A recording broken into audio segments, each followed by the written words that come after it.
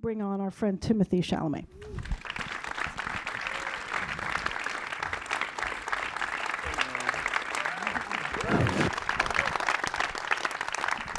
And I might mention he was just nominated for a Golden Globe for this film, of course.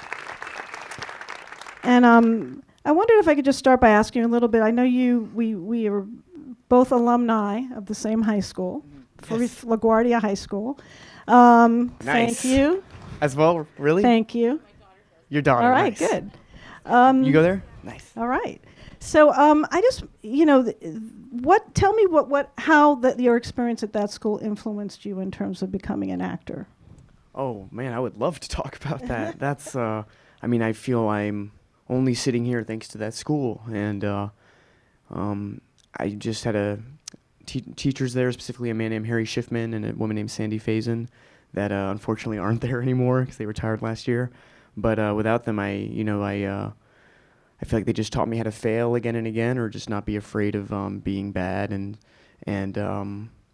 certainly I feel very important to the way I work. Like, I don't really know what I'm doing often, and I just try to, like a smorgasbord of things within an acceptable range, obviously. And when I can really trust my director, like with Felix, or the movies you mentioned last year with Greta Gerwig, or with Luca Guadagnino, you trust your director, it can be an eye-opening experience. And as it relates to LaGuardia, I fell in love with acting there. My mom went to Performing Arts High School, which was LaGuardia in the past. My uncle went there too. My sister went there. So we have a lot of strong spirits in our family. A lot of crazy people. Well, I love a public arts education is still so important, and I think New York City, we're lucky to have a school like that. How did being a New York actor, being able to go to see plays, going to see the movies in New York, affect you as growing up and making your decision, and what kind of roles you wanted to take on even? I feel like, again, like the answer is like everything. I, my mom was an actress in New York as well, and I feel like just being exposed to just great theater at a young age, Death of a Salesman, that Mike Nichols directed, that Philip Seymour Hoffman was in with Andrew Garfield, Wow. and Gypsy with Patti LuPone, just growing up seeing things like that. And then also being exposed to theater that I felt not only was respectful of great works past, but had an element of like being cool and not naively, but just like young actors that I liked in it, like Andrew Garfield, like I said, or when Denzel Washington did Fences before he did the movie. So I guess he's not a young actor, but I love Denzel Washington. No, I don't feel like I would be acting without New York or growing up in and around the theater. Let's talk a little bit about this film. How did you come to this role, and how did you hear about the project the first time? Well, I didn't really have a career when I did this movie, so this was very much a job in many ways too. But my agent Brian Swartstrom, who I'm here with right now, he had made me aware of it, 3 years before there were auditions even. This is a project that took them 10 years to make into a film. Plan B, which is a production company, they bought the rights to the book, which is after the article was written in the New York Magazine that David Sheff wrote, which is in the movie. When you're trying to get your career going, I think the first dream is to be economically self-sufficient. That could be anything. That could be commercials, modeling, whatever. But then if you can do roles that you really care about and you think are important or something, not important. I don't want to be whatever, but that feel like they have some worth. And this was something that reading it was like, oh my God. And not to fetishize his arc in any way. These are real people that went through a real story. But Nick basically went like that. And before, thank God, now he's more at a stasis. And then there was a big audition process, and I auditioned many times, and I read with Steve Carell, in a chemistry read in LA the last time. And then, we shot in LA soon, not so long after that. And this is a story about a real person, just as you just suggested.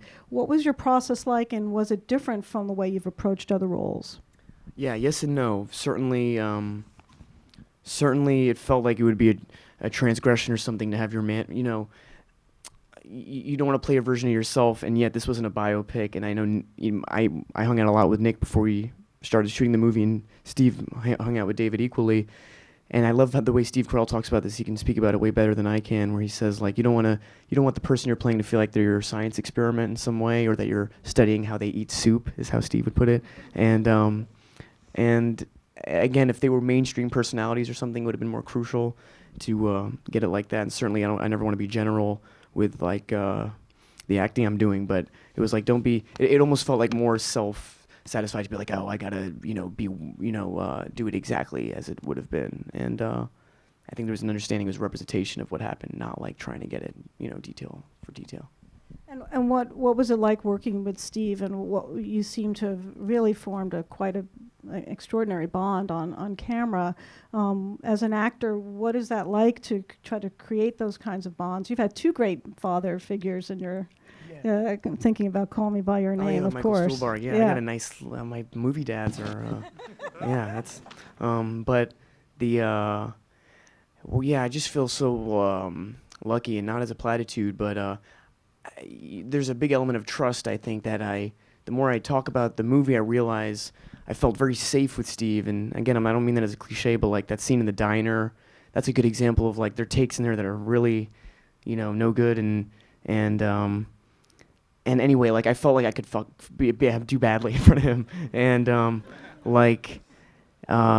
that's not given, because I've only been really lucky with the people I've worked with and the well-known people I've worked with, but obviously, like, that's something you're taking into account is like, well, he's the star of the movie, and like, you don't, I don't know, but I couldn't have gotten luckier. And like, I feel like I'm sure if anyone in here knows him, like, he's the sweetest man in the world. And like, you go to set and he opens the van door and like he helps everyone out, and then he'll close the van door, and like you see stuff like that, and you're like, oh, that's why this man has an incredible reputation. When you're on a set like that, what is somebody like that? How does their behavior affect you, and how you go about your business and approach your work? Because there's not always that great behavior on the set, is there? No, I think it's the opposite. I think it's like, in your, like, it's one of my favorite things about show business, the more I work, is like, everyone's a psychopath, kind of, like, and it's this beautiful thing where like everyone kind of on a set agrees, like, to present however they figured out the way to, be mendable or to work in tandem. And so I think it's more about that, like Steve, equally with Amy Ryan or Maura Tierney as well. Like, they're no one's disregarding anybody else's work. I mean, there's so many different types of actors and different approaches to work. And doing this film, did you have an opportunity to rehearse, or what was that process like, and how long did you shoot the film? We rehearsed maybe 3 weeks with Steve and Maura Tierney as well, and Amy Ryan, and there was young Nick, played by Jack Razor as well, he rehearsed with Steve as well. And I was cast maybe a month and a half, 2 months out, so I could lose some weight in advance, which is that Felix, the director, really wanted me to do that. And I said to him, I'm really skinny already, but like, but that was something that was very important to him, and it became very important to me too. And then we rehearsed with Steve, like I said, maybe for 2-3 weeks out. But it's tough, like the same thing to the other movies we've been talking about. Like, it's tough. You almost don't want to get it right in rehearsal for these kinds of movies. When you're doing a play or something, like, you have to really understand beat by beat how everything. But here it's like, God forbid you really get it right in rehearsal, and like on the day, these are really intimate scenes. Like, I think of that scene on the beach with the young Jasper and Nick. Like, that's not something we rehearsed, and that is something that I think, well, not to say it's not artificial. People might have thought it was artificial, but I think that would have been worse off if we did it like that. What kind of director do you enjoy working with now that you've worked with several different kinds? Is there a different style or approach that you found in working with someone like Luca or Greta or Felix? I don't know, but like, I feel like grateful to be, how do I want to like work with directors that like have a superpower, and all I mean by that is like, for Luca, that was like his sensuality, and for Felix, if people have seen Broken Circle Breakdown in here or his other films, like his sense of human intimacy is like really crazy. And I'm gonna go shoot Dune this year, and like Denis Villeneuve, the way he talks about that book is like he read it when he was a kid. And I just finished shooting Little Women in Boston with Greta Gerwig, and similarly when she talks about Little Women, that's like a part of her soul.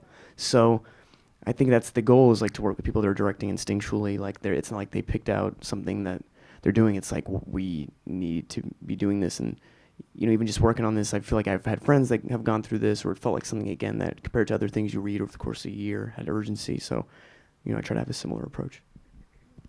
When you're looking at projects now, what are the things that are drawing you? And it seems like you have been choosing very carefully, or so it seems, because your projects have all been really terrific. What draws you to something? What makes you want to do it? Like great directors are somebody I can learn from, a great actor or in a great ensemble. Certainly like Steve. I wanted to do this because I loved the book and I loved Felix, but certainly the opportunity to work with Steve was that as well. So it's really that, like, I've always felt like that. It's like, you could be anything with any, people you feel like you can learn from that are good. And again, I was talking about my agent Brian earlier, but I feel really grateful to him in that regard, is because I've been with him for like 6 years or 7 years now. And since I was 16, he always said, like, there's no rush really. And for him, that was like, you can go to college. I was like, I'm not going to college, but like but that was the mentality. Well, you did do a little Kobe Bryant kind of thing, where you went to college for a year and then you went right into the pros. Yeah, no, I went You to Columbia for a skipped. year. No, but then I wasn't working, so I went back to NYU, and then, no, I don't want to go back to college.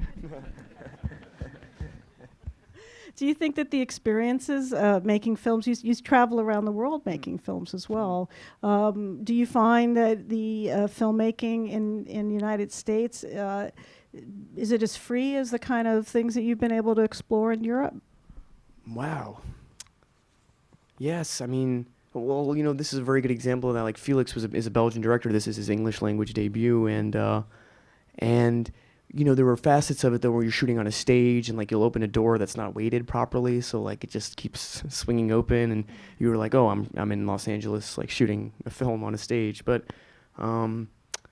I don't know. Maybe I think the only thing, as I'm working more, that I've noticed is like the bigger the scale, and not in a negative way, but just like the slower things go, and the more reset time there is, or even on Little Women, that was like a very interesting experience just now. Like, these are big ensemble scenes where every character has their arc that is justified. So, and it's a movie that needs to be shot nicely, so it takes longer. And even on this, and a lot got cut. Felix, people have seen Broken Circle Breakdown too. There's so much in there. There's so much that's intercut. So it didn't suffer in that way. I know that's not what you're asking, but yeah. What are you looking forward to? And you have several projects coming up. You said Dune was one of them. What are the other projects that you have coming up? Dune, I'm going to shoot a movie called The French Dispatch soon. It's going to be a Wes Anderson film. Wes Anderson. Only the low life people he's working with. No. But he's a New York Film Festival favorite. Yes. Indeed, we love Wes Anderson. Yes. Because I feel like I would like walk by the Museum of Natural History, and the after parties were always in there. But yeah, I guess that's what I'm really excited for, and just anything good again, and Dune. I'm excited for that, because I think that'll be like a privy to what we were just talking about, like a thing on a bigger scale. So I'm curious what that'll just be like. Yeah. Well, I want to thank you so much for being with us tonight. And we're having a reception afterwards right out in the lobby. And make sure you tell your friends about the film and the great performance. Thank you. Thank you.